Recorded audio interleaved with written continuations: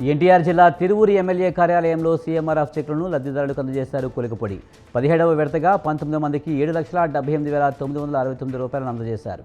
ఇప్పటి వరకు తిరువూరు నియోజకవర్గంలో 606 మందికి సీఎంఆర్ఎఫ్ చెక్కుల రూపంలో 4.5 కోట్ల రూపాయలు లబ్ధిదారులకు అందజేశారు.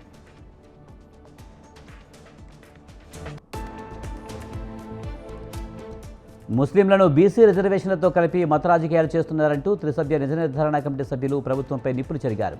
ఖమ్మం జిల్లా సత్తుపల్లిలో ఏర్పాటు చేసిన ప్రత్యేక సమావేశంలో పాల్గొన్న త్రిసభ్య నిజ నిర్ధారణ కమిటీ సభ్యులు మాజీ ఎంపీ సీతారాం నాయక్, బీసీ మోర్చా అధ్యక్షులు ఆనంద్ గౌడ్, ఎస్సీ మోర్చా అధ్యక్షులు కాంతి కిరణ్ ప్రభుత్వ పనితీరును ఎండగట్టారు. రిజర్వేషన్ బిల్లుకు తాము మద్దతు ఇచ్చి సూచనలు చేసినా ప్రభుత్వం పెద్దలు పట్టించుకోలేదని ఆగ్రహం వ్యక్తం చేశారు.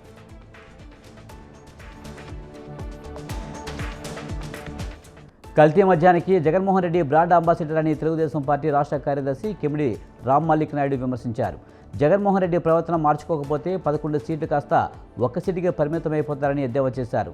ఉమ్మడి ఆంధ్రాలో హైదరాబాద్ అభివృద్ధి చెందిందంటే అది చంద్రబాబు వల్లనేనని ప్రశంసించారు.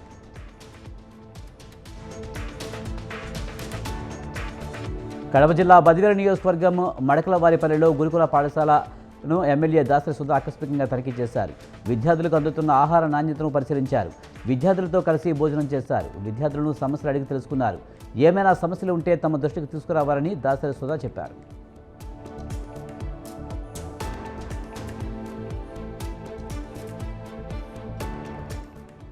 ప్రజల ఆరోగ్య రక్షణకు ప్రభుత్వం అత్యంత ప్రాధాన్యత ఇస్తుందని ఎమ్మెల్యే ఏలూరి సాంబశివరావు పేర్కొన్నారు.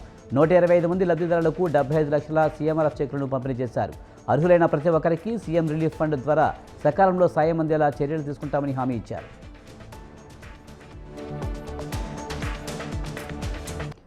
నిర్మల్ జిల్లా కేంద్రంలో గుట్టు చప్పుడు కాకుండా తన ఇంటి పెరట్లోనే గంజాయి సాగు చేస్తున్న వ్యక్తిని పోలీసులు అరెస్ట్ చేశారు. ఎస్పీ జానకి ఆదేశాలతో దాడులు నిర్వహించిన పోలీసులు 6 అడుగులు పెరిగిన గంజాయి మొక్కను నాశనం చేశారు. దీని మొత్తం బరువు 690 గ్రాములు ఉంటుందని పోలీసులు పేర్కొన్నారు.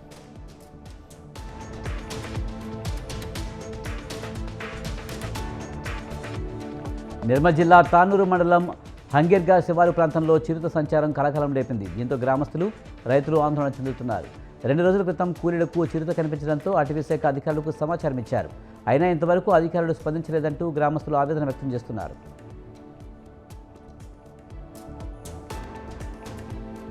అనంతపురం జిల్లా గుంతకల్లో డీఎస్పీ కార్యాలయం ఎదుట హిజ్రాలు నిరసనకు దిగారు. హిజ్రాల ముసుగులో దందా నిర్వహిస్తున్న ఆసిఫ్ను వెంటనే అరెస్టు చేయాలంటూ డీఎస్పీకి ఫిర్యాదు చేశారు. హిజ్రాలకు అండగా ఉంటారని నమ్మించిన ఆసిఫ్ వారి వద్ద నుంచి లక్షలకు లక్షలు నగదును డిమాండ్ చేస్తూ బెదిరింపులకు దిగుతున్నాడంటూ ఆవేదన వ్యక్తం చేశారు.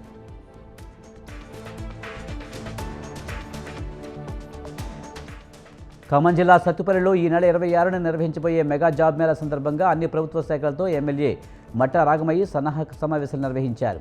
3,000 మంది యువత పాల్గొనే మెగా జాబ్ మేళా నిర్వహణలో ప్రభుత్వ శాఖ అధికారులు భాగస్వాములు కావాలని ఆదేశించారు.